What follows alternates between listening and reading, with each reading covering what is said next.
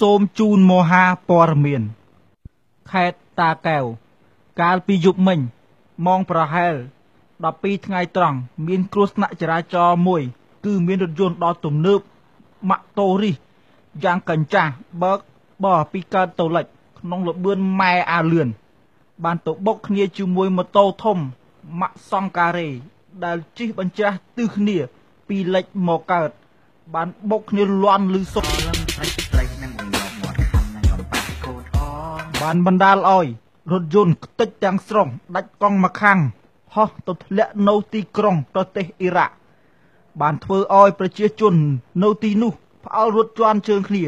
ពួកគេគិតស្មានថាអាមេរិកទម្លាក់គ្រាប់បែករីឯម៉ូតូខ្ទេចមូលដូចបាល់ត្រូវក្មេងៗនៅជិតខាងនោះយកទៅទាត់លេងយ៉ាងសប្បាយក្រៃលែងភ្លាមនោះប៉ូលីសក៏ចុះមកអន្តរាគមន៍ផងដែរ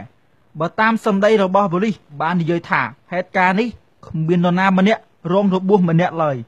គឺងាប់ទាំងអស់បើតាមសម្ដីអ្នកដែលបានឃើញហេតុការណ៍នោះបាននិយាយថាមុនដំបូងគាត់កំពុងតែជួអាចស្រាប់តែឮសំឡេងរថយន្តបុកគ្នាពេលនោះគាត់ក៏ចេញពីបន្ទប់ទឹក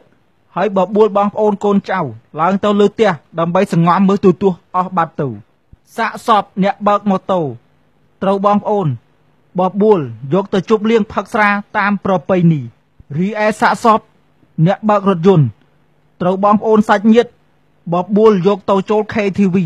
ច្រៀងរាំយ៉ាងសប្បាយរថយន្តដែលខូចខាតទាំងស្រុង